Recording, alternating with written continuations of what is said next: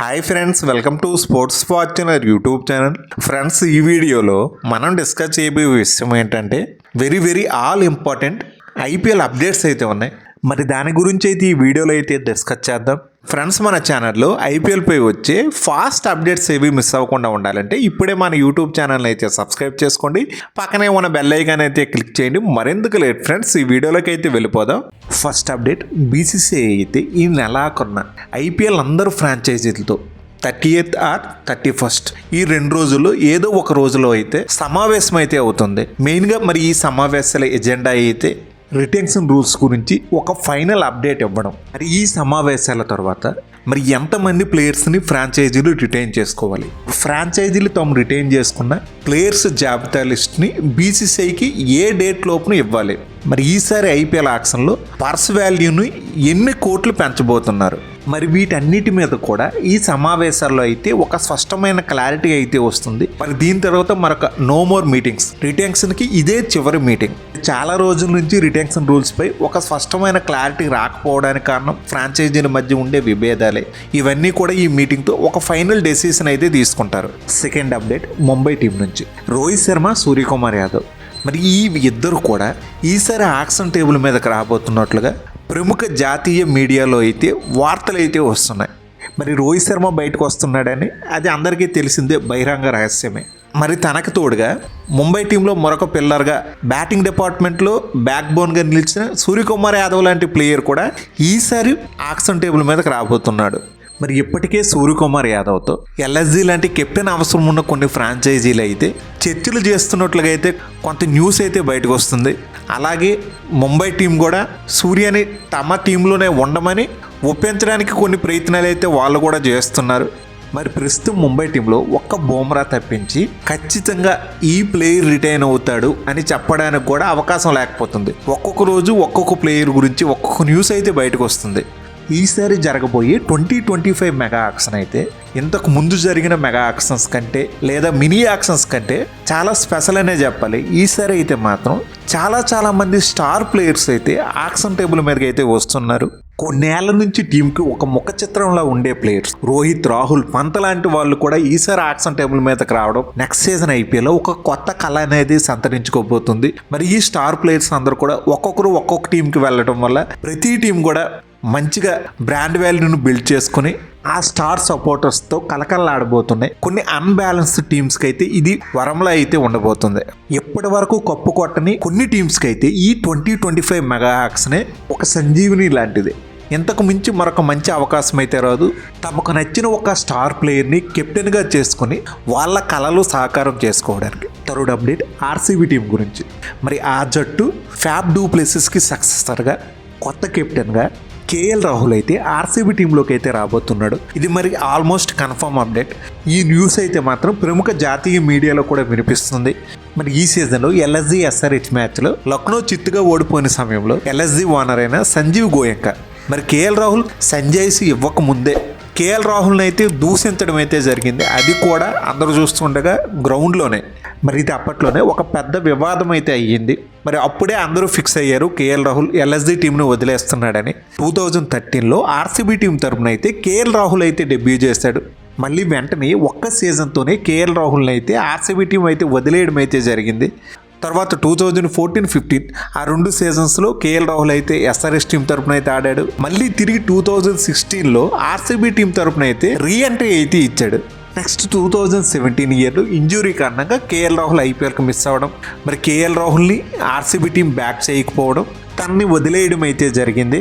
తర్వాత తను పంజాబ్ టీంకి వెళ్ళడం, ఆ తర్వాత మళ్ళీ ఎల్ఎస్జీ టీంకి రావడం, మళ్ళీ ఇప్పుడు రీ ఎంట్రీ అయితే ఆర్సీబీ టీంతో అయితే చేస్తున్నాడు.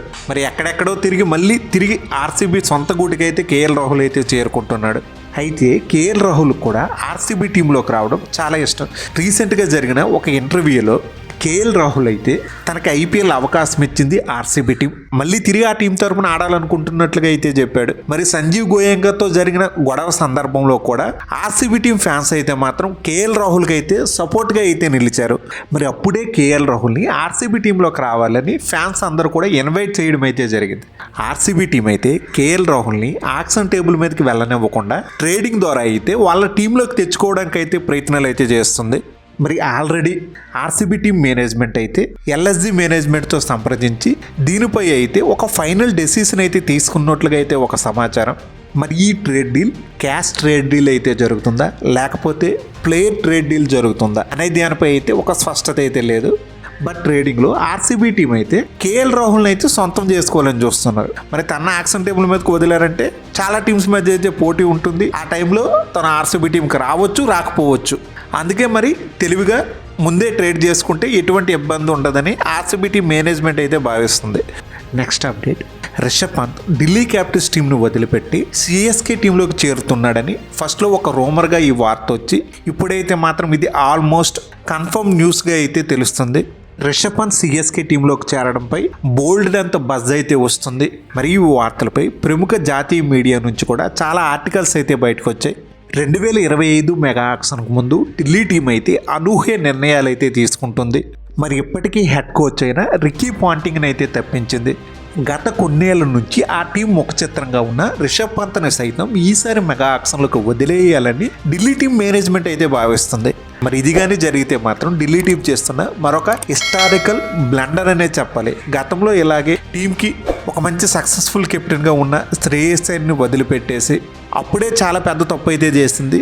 మరొకసారి రిషబ్ పంత్ను కూడా వదిలేసి అదే రకమైన పొరపాటునైతే రిపీట్ అయితే చేస్తుంది. మరి ఇప్పటి వరకు ఒక్క ఐపీఎల్ టైటిల్ కూడా రాకపోవడంతో ఢిల్లీ టీం మేనేజ్మెంట్ అయితే తీవ్ర అసంతృప్తితో ఉన్నట్లుగా అయితే తెలుస్తుంది.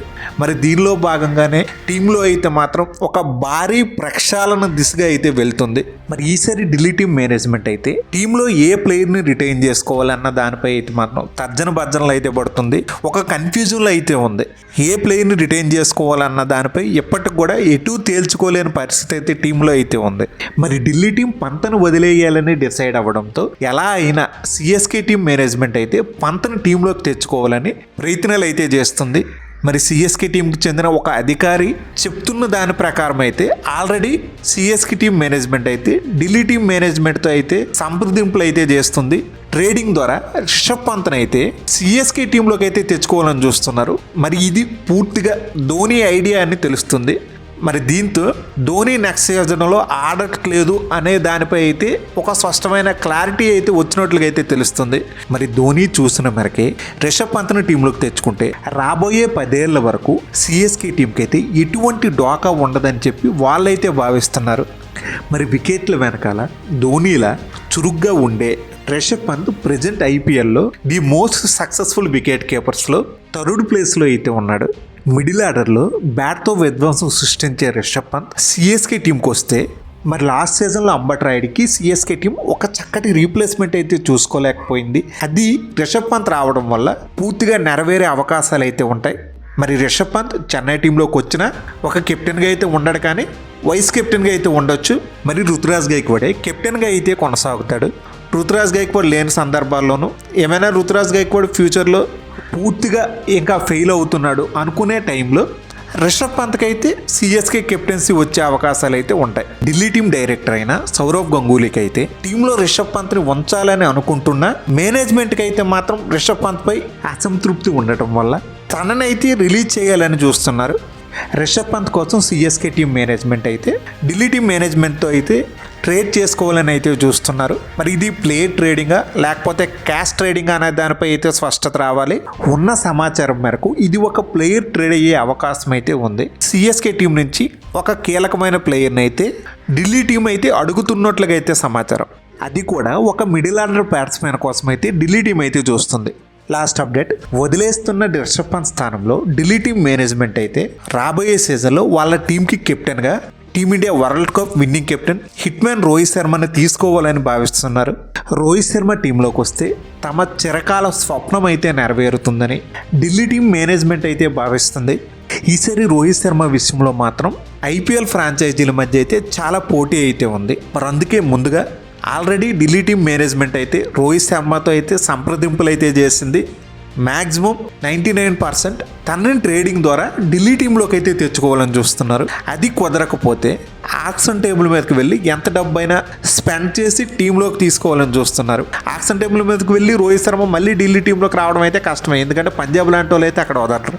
ఆల్రెడీ కొన్ని ట్రస్టెడ్ సోర్సెస్ నుంచి వస్తున్న న్యూస్ ప్రకారం చూసుకుంటే ఢిల్లీ టీమ్ మేనేజ్మెంట్ అయితే రోహిత్ శర్మ కోసం ముంబై మేనేజ్మెంట్తో ఒక ట్రేడ్ డీల్ని అయితే ఆఫర్ చేసింది.